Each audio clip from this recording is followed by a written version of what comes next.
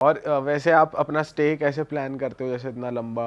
Stay का कोई plan नहीं होता था, जिस दिन जहाँ रुकना है वो उसी दिन ही पता चलता था, उसी दिन ही सेम 1 घंटे पहले होटल बुक करते थे और रुक जाते थे सीधा। तो महंगा नहीं पड़ता होगा नहीं, बहुत? सही मिल जाते थे, लास्ट मिनट डील उल्टा सस्ती पड़ती है। अब लोगों के दिमाग में ये भी काफ़ी ज़्यादा गलत वो है कि आपको बहुत महीने पहले बुकिंग करनी पड़ती है, बट ऐसा नहीं है एक्चुअल में। अगर आप सेम डे या एक दिन पहले भी कर रहे हो ना, तो कई भी कभार ऐसा होता है कि आप 3 महीने पहले जो बुक करके बैठे हो उससे भी सस्ती डील मिल रही होती है, क्योंकि अब उनकी जब बुक ही नहीं हुई तो वो लास्ट मिनट में प्राइजेस ड्रॉप कर देते हैं काफ़ी ज़्यादा, तो हमें बहुत सस्ते पड़ जाते थे एंड मोमेंट पे भी। वैसे क्या आप बोलोगे कि हॉस्टल में रहना चाहिए, होटल्स में, या फिर एयरबीएनबी, क्या लेना चाहिए? देखो, अगर आप सोलो ट्रैवल कर रहे हो, फ्लाइट से ट्रैवल कर रहे हो, तो आप हॉस्टल्स लो, आपको पूरी दुनिया के लोग मिलेंगे, उनसे बातचीत करो, उनके साथ पार्टी करो। बट अगर आप अपनी गाड़ी से ट्रैवल कर रहे हो तो हॉस्टल्स में एक तो पार्किंग नहीं मिलेगी, दूसरी चीज़ अगर आप 2 लोग हो तो 2 लोगों का हॉस्टल प्लस एक रूम, दोनों का प्राइस सेम ही पड़ जाता है। तो आप उससे अच्छा अपना प्राइवेट रूम लो और पार्किंग के साथ ऐसा लो। और अगर पार्किंग कई देशों में जैसे यूरोप है, वहाँ पे क्या है, पार्किंग की बहुत इशू है, होटल्स में पार्किंग होती ही नहीं है, तो वहाँ पे आप एयरबीएनबीज लो ताकि आपको अपनी पार्किंग मिल सके वहाँ पे। तो अलग अलग डिपेंड करता है क्या सिचुएशन है, कैसे ट्रैवल कर रहे हो उस हिसाब से। कई लोग जो है वो काउच सर्फिंग भी करते हैं। काउच सर्फिंग मतलब एक वेबसाइट है जहाँ पर, जैसे आप लोग नोएडा में रहते हो मान लो, तो आप अपना काउच सर्फिंग पे रजिस्टर करके अपना घर भी डाल सकते हो कि कोई दूसरी कंट्री से आएगा वो आपके घर में फ्री ऑफ कॉस्ट रह सकता है। तो ऐसे ही पूरे दुनिया में अलग अलग लोगों ने अपना प्रोफाइल बना रखी है, और आप रिक्वेस्ट भेज सकते हो कि मैं अगले महीने जर्मनी आ रहा हूँ, तो वहाँ पे लोग एक्सेप्ट करेंगे कि आप हमारे घर आओ, फ्री ऑफ कॉस्ट रहो, यहाँ पे खाओ पियो। तो ये भी करते हैं कई लोग। आप रुके किसी ऐसे? नहीं, मैं नहीं रुका, मेरे को थोड़ा सा मतलब सही नहीं लगता है ऐसे किसी के घर वैसे जाना कैसा हो। भी इंसान हो, मतलब मिल सकता है, कुछ भी कर आप दे। वेरीफाइड प्रोफाइल है तो ज़्यादातर आप वही देखो कि कितने लोगों को उसने रुकवाया है, उसके रिव्यूज़ कैसे हैं, पुराने जो टूरिस्ट आए थे उनके साथ। तो अब काफ़ी जैसे अपना वो है, काफ़ी ट्रैवलर्स हैं इंडिया के जो काउच सर्फिंग करते हैं, जैसे एक माउंटेन ट्रैकर थे वरुण भाई, वो काफ़ी काउच सर्फिंग करते थे। तो अच्छे लोग भी मिलते हैं, बुरे भी मिलते हैं, वो तो तो इससे पैसा बच जाता है, काफ़ी बढ़िया चीज़ है अगर बहुत फ्री बहुत में। बच जाता है, बहुत बच जाता है। क्योंकि ज़्यादातर जिनके घर में आप रह रहे हो, अपने मन से ग्रोसरीज या ले जाओ तो ठीक है, बट वो मांगते नहीं हैं आपसे। मतलब आप 4 दिन रुक रहे हो तो आपका खाना भी एक तरह से फ्री हो जाता है उनके घर में पूरा, प्लस आपको उस कंट्री का लोकल एक्सपीरियंस देखने को मिल रहा है कि कैसे लोग रहते हैं, क्या करते हैं। तो जिनको प्रॉब्लम नहीं है किसी के साथ रुकने में या ऐसा करने में, वो करे तो बहुत बढ़िया चीज़ है। तो कहीं का वैसे कोई बढ़िया किस्सा हुआ है, कोई बताओ कहीं पे आप, किस टाइप का कुछ हुआ बढ़िया हो, मतलब? फनी हुआ हो कुछ बढ़िया? अब फ़नी भी था, वो थोड़ा स्केरी भी था। पेरिस की बात है, मैं अपने होटल से एफिल टावर के लिए ट्रेन पकड़ के जा रहा था। गाड़ी मैंने होटल में ही खड़ी कर रखी थी, गाड़ी से जा नहीं सकते, वहाँ बहुत ट्रैफिक लगा होता है क्योंकि एफिल टावर के आसपास। तो मेरा दोस्त जो था वो पहले ही जा चुका था एफिल टावर, और मेरा अगले दिन का स्लॉट था, तो मैं अकेले जा रहा था। तो मैं ऐसी नॉर्मली रिकॉर्डिंग कर रहा था नीचे अंडरग्राउंड जो स्टेशन होता है। अब वहाँ पे एक बंदा था, वो शायद से होमलेस ही था, तो उसने पता नहीं कैमरा देखा, उसे क्या हुआ, थोड़ा मेंटली वो था, उसने पत्थर उठा लिया बहुत बड़ा, और वो मेरे पास आ गया, और जिस ट्रेन में मैं चढ़ा उसमें चढ़ गया। अब वो कह रहा फ़ोन दिखा, फ़ोन दिखा, फ़ोन दिखा, वरना पत्थर से तोड़ दूंगा, सर फोड़ दूंगा। इंग्लिश बोल रहा है, लोकल हाँ, लैंग्वेज? इंग्लिश बोल रहा था, हाँ। पर वो शायद था अफ्रीका का, वहाँ पे ना अफ्रीकन लोग बहुत हैं, मतलब जो मतलब इलीगली आए हुए हैं ना लोग, वो बहुत थे। तो अब वो मेंटली थोड़ा सा वैसा था, पता नहीं उसको ये लगा कि मैंने उसकी वीडियो बनाई है, क्या हुआ। पर उसने जब तक मेरा फ़ोन बैग में नहीं चला गया तब तक वो पत्थर लेके यूं लिटरली इसी पोजीशन में खड़ा था मेरे सर पे। तो आपने चेक कराया उसको? हाँ, चेक नहीं करवाया, वो कह रहा फ़ोन रख। मैंने कहा बंद तो कर दिया, वो और क्या रख, बैग में रख अपने, वरना फ़ोन तोड़ दूंगा। फिर मैंने बैग खोला, बैग में डाला फ़ोन, माइक निकाला, माइक डिस्कनेक्ट किया, सब रखा। फिर वो उतर ही नहीं रहा अब जितने स्टेशन, तो मैं ही ज़बरदस्ती जिस स्टेशन में नहीं उतरना था वहाँ उतर गया, फिर वो चला गया आगे। और फिर आप अगली मेट्रो कुछ हेल्प लेके नहीं गए? कर रहे थे उस चीज़ में, वो मार भी देता भाई, क्या पता चलता है वो मेंटली। मतलब लोग भी देख रहे हैं कि वो ऐसे कर रहा वो है? डर रहे खुद लोग, वो खुद पागल था क्या साला? पागल ही टकरा गया कोई? थोड़ा मेंटली था लग रहा था मुझे, पर थोड़ा सा स्केरी एक्सपीरियंस था कि एक तो अकेले, ऊपर से पेरिस वैसे ज़्यादा बढ़िया नहीं है, क्यों? सेफ भी नहीं है। मतलब पेरिस लोगों को लगता है कि अच्छा होगा, बट वहाँ एक तो गंदगी इतनी है, दूसरा इलीगली जो लोग आए हुए हैं ना पाकिस्तान, इंडिया से भी, और जो अफ्रीका के लोग हैं, वो जेब कतरे बहुत हैं वहाँ पे। मतलब भाई ये लोग हैं जेब कतरे मतलब? वहाँ के लोकल क्यों करेंगे, जो इलीगली लोग आए हुए ये है जेब कतरे, ये जेब का। अच्छा। ये आपका पासपोर्ट चुरा लेते हैं, फिर पासपोर्ट के बदले आपसे पैसे मांगते हैं फ़ोन करके, या फिर ये दो डॉक्यूमेंट तब देंगे वापस। तो मतलब अगर मैं जितने लोगों को जानता हूँ ना, मान लो 10 लोग पेरिस गए तो उसमें से 6 लोगों की जेब कटी है। भाई हमने ये सुना है कि उनकी मतलब एक हमारे दोस्त थे वो भी गए थे, उनकी भी जेब कटी थी, और वो कोई घोड़े नहीं काटी थी, मतलब हो सकता है वो वहाँ का लोकल ना हो, किसी और कंट्री का हो। हाँ बिल्कुल बिल्कुल, इलीगली जो आए होते हैं लोग ज़्यादातर वही करते जैसे हम अभी बार्सिलोना गए थे, वहाँ भी बहुत पिक पॉकेटिंग है, तो वो यही बता रहे थे, मोरक्कन लोग जो बाहर से आते हैं। हैं बिल्कुल बिल्कुल, वो ये सब काम करते हैं, वहाँ के लोकल। तो सही बात है भाई ये तो कहने का आईफल टावर और पेरिस हो रखा है वहाँ पे, तो फिर ये तो गंद है एक बहुत तरीके- गंदगी है वहाँ तो, मतलब और कौन सा देश आपको ओवर हाइप्ड लगा कि यार इसके लिए तो क्या सोचा था और क्या ही निकल गया? एक तो यही मतलब पेरिस में ही बड़ा वो लगा कि यार मतलब एफिल टावर का इतना नाम सुना था, लेकिन वहाँ गए क्या ही था यार, लोहे का एक स्ट्रक्चर ही तो है, उसमें क्या है इतना, ये लगा। बाकी तो मतलब नॉर्मल ही था कि हम तो ज़्यादा मतलब रखते थे थोड़े ऑफ बीट लोकेशंस ट्रैवल करने में। टूरिस्ट स्पॉट्स मुझे ज़्यादा पसंद ही नहीं आते, जहाँ भीड़ भड़का होता है वो मुझे कुछ खास पसंद ही नहीं।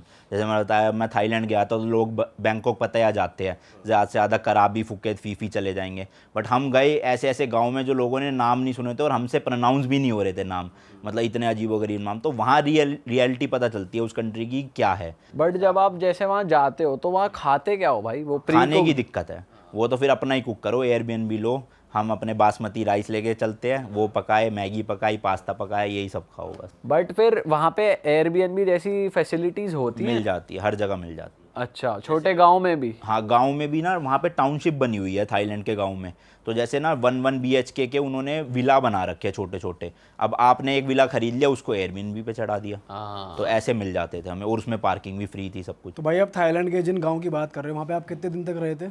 गांव के एरिया में तो हम लगभग 18-19 दिन थे, वैसे पूरा थाईलैंड हम 40 दिन करे थे। वो वाला जो पार्ट है थाईलैंड का उस बारे में थोड़ा बताओ, जो लोगों ने इतना एक्सपीरियंस नहीं करा, वो वाली साइड थोड़ी बताओ कैसी है वो, कैसे लोग, कैसा कल्चर है वहाँ पे? देखो यार वो वाले ना ऐसे एरियाज़ है, मतलब वहाँ पे आपको पब्लिक ट्रांसपोर्ट इतना मिलेगा नहीं। हम ट्रैवल कर पाए क्योंकि हम अपनी गाड़ी से ट्रैवल कर रहे थे, तो हम तो मतलब कहीं भी जा सकते हैं कि मान लो हाईवे से अंदर एक कोई गांव मुड़ रहा है, हम तो घुस गए अंदर और 2-3 दिन रुक गए वहीं पे ही, आसपास क्या है क्या जगह है। जैसे वहाँ पे एक जगह का नाम मेरे को याद नहीं आ रहा, बट उसे कहते हैं स्विट्ज़रलैंड ऑफ थाईलैंड। बट आप यूट्यूब सर्च करोगे ना, मतलब इंडियंस कोई गया ही नहीं हुआ वहाँ पे, किसी को पता ही नहीं उस एरिया के बारे में कि वो थाईलैंड में एग्जिस्ट भी करता है। सब लोग वही बैंकॉक पटाया, जैसे कि मैंने बताया, चकाचौंध वाली जगहों पे पार्टीज़ के लिए जाते हैं। बट अगर आपको रियल साइड देखनी है किसी कंट्री की, तो ऑफ बीट लोकेशंस में जाओगे तभी पता चलेगा। बिल्कुल। भाई आप इजिप्ट भी होकर आए, थोड़ी इजिप्ट की बात करते हैं। वहाँ पे अब जो पिरामिड्स वाला एरिया है और जो मम्मीज़ वाली कंट्री में भी जहाँ पे प्रिजर्व करके रखी हुई हैं काफ़ी, वहाँ पर भी आप गए थे, वो एक्सपीरियंस क्या था? वहाँ की वाइब कैसी है, थोड़ा बताओ। तो इजिप्ट में मैं था कुछ 7-8 दिन था। तो सबसे पहले उनकी कैपिटल सिटी है कायरो, तो वहाँ पे मैं लैंड किया था फ़्लाइट से। अब पहला दिन तो रेस्ट में निकल गया, अगले दिन तो भाई साहब ऐसे सीन हुए वहाँ पे, वहाँ के जो प्रेसिडेंट थे ना, उनके खिलाफ लोगों ने प्रोटेस्ट शुरू कर दी कि प्रेसिडेंट चेंज करो। ये 2019 की बात है। अब मेरा मेन सिटी सेंटर में यहाँ होटल है मान लो, और वहाँ से 100 मीटर आगे उनका मेन सिटी स्क्वायर है। वहाँ पे लिटरली टीयर गैस छोड़ रही है पुलिस पब्लिक के ऊपर, वहाँ पे फायरिंग चल रही है, और मैं बालकनी से खड़ा होकर देख रहा हूँ। तो मेरे 2 दिन तो वेस्ट हो गए उसी सब में, क्योंकि होटल से निकलने ही नहीं दे रहे थे, सारे होटल सील कर दिए उन्होंने, पुलिस वालों ने। और तीसरे दिन भी मुझे मतलब 2 दिन के अंदर अंदर 7 बार रोका गया, क्योंकि जैसे कि मैंने बताया हमारी शक्ल और इजिप्शियंस की शक्ल लगभग सेम है। तो वो बार बार रोक के फ़ोन चेक कर रहे थे, इंस्टाग्राम चेक कर रहे थे, फेसबुक चेक कर रहे थे कि उनके प्रेसिडेंट के खिलाफ कुछ अपलोड तो नहीं कर रखा। फिर मैं उन्हें दिखाता था कि मेरा इंडियन पासपोर्ट है, टूरिस्ट हूँ, तब वो छोड़ते थे। तो मतलब वो एक्सपीरियंस एक तो इतना ज़्यादा टायरिंग हो गया था कि दिन में 4-4 बार रोक लेते थे। कहीं खाने भी जा रहा हूँ तो रोक लिया, 1 घंटा वेस्ट कर दिया। फिर मैं उन्हें वीडियो दिखाता था कि मैं टूरिस्ट हूँ, ट्रैवल करता हूँ, ये चैनल है मेरा, तब छोड़ते थे जाके। इसी चक्कर में फिर वहाँ पे जैसे इंडिया में गोवा है ना, वहाँ का एक शहर है हुरगाडा करके, तो उसकी ओवरनाइट बस थी। तो रात को मैं बस में बैठा और सुबह बस ने 8 बजे पहुँचाना था। अब हमारा थोड़ा इंडियंस का क्या, उठते ही थोड़ा प्रेशर सा बनता है पेट में, पर उस बस में टॉयलेट्स थे अंदर ही, तो मैं वॉशरूम में गया। अब मुझे नहीं पता था कोई ऐसा चेक पॉइंट आने वाला है जहाँ पे सिक्योरिटी ना थोड़ी टाइट थी इसी सब चीज़ों की वजह से।